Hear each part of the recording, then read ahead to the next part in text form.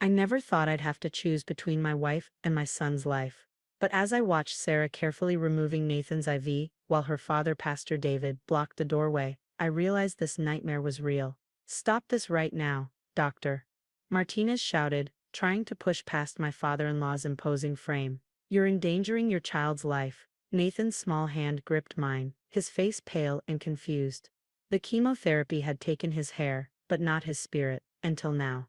I could see fear in his eyes as his mother, the woman who had spent every night by his hospital bed for the past 3 months, suddenly became a stranger. "Sarah, please," I begged. "Think about what you're doing. The treatment is working. His numbers are improving." "The numbers are lies, Michael," she said, her voice eerily calm. "Dad showed me the truth. These chemicals are poisoning our baby. God's love is the only medicine he needs." I looked at Pastor David, the man who had opposed our marriage 8 years ago because I wasn't part of his congregation. He stood there in his black suit, clutching his worn Bible, a serene smile on his face that made my blood run cold. "The Lord spoke to me," he announced, his deep voice carrying the authority that had swayed hundreds of followers. "Last night, during prayer, he revealed that Nathan's healing lies not in man's medicine, but in divine intervention. 2 weeks ago, everything had been different. Nathan's doctors were optimistic. The aggressive chemotherapy was working, shrinking the tumor that had threatened to take my son's life. Sarah and I were united, taking shifts at the hospital, celebrating every small victory. Then Pastor David returned from his missionary trip. He started visiting daily, bringing his Bible and his influence. I noticed the changes in Sarah gradually enter, her questioning of the doctors, her increasing prayers over Nathan's medicine, her late-night phone calls with her father. "Your faith is weak, Michael," Pastor David had told me just yesterday. "You trust in man's science more than God's power." But Sarah understands. She's always understood. Now, as hospital security finally pushed through the door, Sarah had Nathan in her arms, backing toward the window. Pastor David's followers formed a human chain behind them. When had they arrived? How long had this been planned? "Mrs. Walker, put the child down," a security guard ordered, reaching for his radio. "You can't stop God's will," Sarah responded, her eyes wild with a fervor I'd never seen before. "Dad, tell them." Pastor David raised his Bible like a shield. "The Lord protects his chosen ones. Brother Marcus, Sister Elenev, the van is ready." Two of his followers moved forward, creating a path to the door. "Doctor," Martinez was shouting about court orders and medical responsibility, but her words were drowned out by the hymn. Pastor David's people had started singing. "Amazing Grace, how sweet the sound." Nathan's face was getting paler, his grip on my hand weakening. The chemotherapy pump, now disconnected, beeped its warning into the chaos. "Daddy," he whispered, "I don't feel good. Why is Mommy doing this?" Before I could answer, Sarah pulled him away, into the protective circle of her father's followers. The singing grew louder, a wall of sound between me and my son. "If you do this," I called out to Sarah, my voice breaking, "if you take him out of treatment, you'll kill him. Is that what you want? To watch our son die?" She paused for a moment, and I saw a flicker of doubt cross her face. But then Pastor David placed his hand on her shoulder, and her expression hardened. "The only thing killing him is your lack of faith," she said. "Dad showed me the truth. These doctors, they're the real danger. God will heal Nathan, you'll see." As they moved toward the door, I reached for my phone with trembling hands, dialing 911. But I knew that by the time the police arrived, they would be gone. To Pastor David's compound, where he had been healing people for 20 years. The same compound, where 3 children had died last year from treatable illnesses, their parents convinced that faith alone would save them. "Stop them." Dr. Martinez was screaming, but the hospital staff seemed paralyzed by the scene unfolding before them. The singing grew louder, as the group moved into the hallway, my son's pale face disappearing among the forest of true believers. I had 2 weeks to save my son's life. 2 weeks before the cancer would become untreatable. 2 weeks to choose between respecting my wife's religious beliefs and watching my child die. The hymn faded down the corridor. As I stood in the empty hospital room, the disconnected IV dripping onto the floor like tears. The first 48 hours were a blur of police reports, emergency court filings, and unanswered calls to Sarah's phone. Pastor David's compound, ironically named Heaven's Gate Healing Center, sat on 20 acres of private property, just outside city limits. The local police knew it well. They'd tried and failed to investigate the deaths that had occurred there. Religious freedom laws protect them, Officer Jensen explained, his face grim. Unless we have clear evidence of immediate danger, we can't enter the property without a warrant.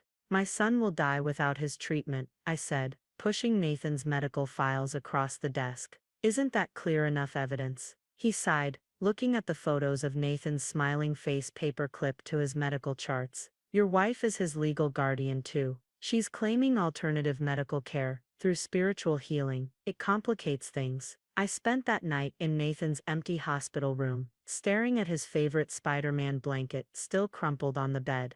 Dr. Martinez had kept his room reserved, hoping. Michael, she said, entering with a stack of papers. I've documented everything, Nathan. Nathan's treatment plan, his progress, the projected outcome without intervention. The judge needs to understand what's at stake. My lawyer Daniel arrived early the next morning. We're filing for emergency custody and a court order to resume treatment, he explained. But Pastor David has powerful connections. He's beaten similar cases before. How? I demanded. How does he keep getting away with this? He's careful. Documents everything as spiritual counseling and alternative healing, has parents sign waivers. Plus his followers never testify against him, including your wife. Sarah's text finally came on the third day. Nathan is receiving God's healing. His faith is stronger without your doubt. Please respect our choice. I texted back, let me see him. Please. Hours later, a video arrived. Nathan lay on a bed, looking weaker than when I'd last seen him. Pastor David's followers surrounded him, hands raised, praying loudly. Sarah's voice rose above the others. Lord, cast out the cancer like you cast out demons. Nathan's eyes were open, searching the faces around him. Even through the video, I could see his fear. Your son needs you to be strong, Dr. Martinez said, when I showed her the video. Without treatment, the cancer will spread rapidly. We're already losing precious time. The emergency hearing was set for day 5. I arrived at the courthouse to find Pastor David's followers filling the halls, all wearing white, all singing hymns. Sarah stood among them, but Nathan wasn't there. Where is he? I asked her. Safe, she replied, not meeting my eyes. Receiving real healing. Inside the courtroom, my lawyer presented the medical evidence. Martinez testified about Nathan's prognosis. 90% survival rate with treatment, nearly zero without it. She explained how critical these early days of treatment were, how every hour without chemotherapy gave the cancer more strength. Then Pastor David took the stand. We have documented cases of divine healing, he said smoothly, presenting folders to the judge. Members of our congregation, who were cured through faith alone. The Lord's power is beyond human understanding. And the children who died in your care? Daniel asked sharply. Objection. Pastor David's lawyer jumped up. Those cases were settled. No criminal charges were filed. The judge, an elderly man with tired eyes, reviewed the papers before him. While I respect religious freedom, he began, the child's medical needs. Your Honor, a court clerk rushed in with a paper. The defendant has filed a counter motion, claiming religious persecution. My heart sank. I knew what this meant. More delays, more hearings, more precious time lost. We'll reconvene in 48 hours, the judge announced. In the meantime, I strongly encourage both parties to find a compromise. Outside the courtroom, Sarah approached me, Pastor David hovering behind her. We can end this, Michael, she said softly. Join us at the compound. See Nathan's healing for yourself. Your doubt is the only thing blocking God's miracle. I looked at my wife, the woman I'd loved for 10 years, now a stranger consumed by her father's influence. Behind her, Pastor David smiled, that serene, knowing smile. How many more children have to die? I asked him directly. How many families will you destroy? His smile didn't waver. The Lord works in mysterious ways, he said. Some are chosen for healing, others for a higher purpose. I felt sick. Nathan wasn't a higher purpose. He was my 7-year-old son, who loved Spider-Man and chocolate ice cream, and still needed his nightlight. And he was running out of time. As Sarah turned to leave with her father, she paused. Nathan asks about you, she whispered. He's in pain. Dad says that's the evil leaving his body. For the first time, I heard doubt in her voice. But before I could respond, Pastor David placed his hand on her shoulder, leading her away. 7 days had passed. Nathan had 7 days left. On day 8, I received another video. Nathan lay curled on his side, his skin yellow, his breathing labored. The room was full of people praying, but all I could see was my son dying. The evil is almost gone, Sarah's voice narrated. Dad says his transformation is near. Transformation, the word hit me like a punch. I rushed to Daniel's office with the video. Listen to her voice, I insisted. She's scared. And look at Nathan, that's not healing, that's liver failure. Daniel replayed the video, his expression darkening. This might be what we need. If we can prove they're ignoring obvious medical distress. He made some calls. Within hours, Dr. Martinez had reviewed the footage and written an emergency affidavit. The judge agreed to move our hearing up. But when we arrived at court the next morning, Pastor David was ready. He'd brought a faith healer from his congregation, a doctor who'd surrendered his medical license to pursue God's true healing. The child is undergoing a spiritual detoxification, the ex-doctor testified. What appears to be illness is actually the body purging itself of worldly medicines. I wanted to scream. Nathan didn't need detoxification, he needed his chemotherapy. Then something unexpected happened. Sarah's sister Emma, who'd been silent throughout this ordeal, stepped into the courtroom. Pastor David's face tightened as she walked to the witness stand. My father's healing center killed my daughter, Emma began, her voice shaking. 3 years ago, she had diabetes. Dad convinced me insulin was against God's will. She died in pain, believing her faith wasn't strong enough to save her. I can't watch another child die.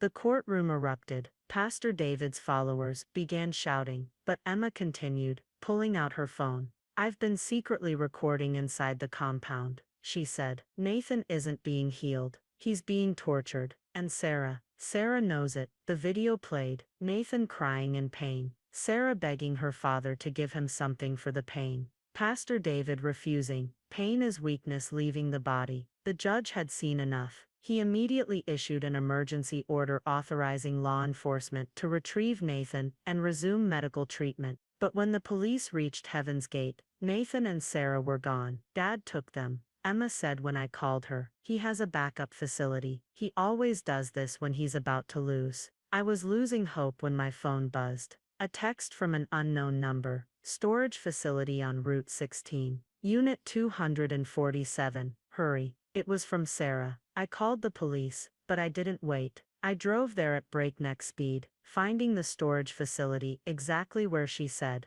Unit 247's door was slightly open. Inside, Sarah sat on a bare mattress, cradling Nathan. Pastor David stood over them, Bible raised, but something had changed. The serene smile was gone, replaced by desperate anger. You dare defy God's will, he shouted at Sarah. Your faith is weak, just like your sister's. Nathan is dying. Sarah sobbed. This isn't God's will, it's yours. I won't watch my son die, for your beliefs. I stepped inside. Pastor David spun toward me, but before he could speak, police sirens filled the air. It's over, I said quietly. Let him go. The next hours were a blur. Nathan was rushed to the hospital, Sarah giving consent for treatment to resume immediately. Dr. Martinez worked through the night to stabilize him. We've lost valuable time, she warned us. The cancer has spread, but we haven't lost the war yet. Sarah didn't leave Nathan's bedside, her father's Bible replaced by medical journals, as she learned everything she could about his treatment.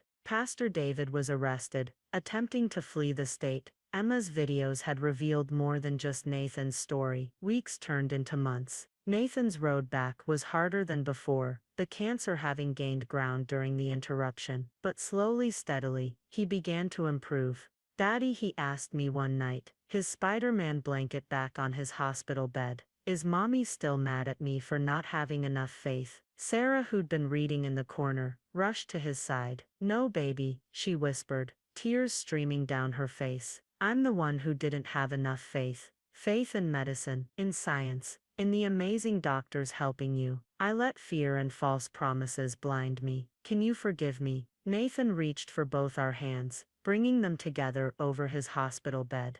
Can we just be a family again? He asked. Sarah squeezed my hand, and I squeezed back. The road ahead would be long. Nathan's recovery, Sarah's healing from her father's influence, our marriage rebuilding from the foundation up. But we would walk it together. 6 months later, Nathan's cancer was in remission. Pastor David's compound was closed. His followers scattered as more stories emerged. Emma started a support group for families healing from religious medical abuse. And on Nathan's 8th birthday, celebrated in the hospital garden, Sarah gave him a new Bible, one that read on the cover, "Faith can move mountains, but sometimes God sends doctors to help us climb them."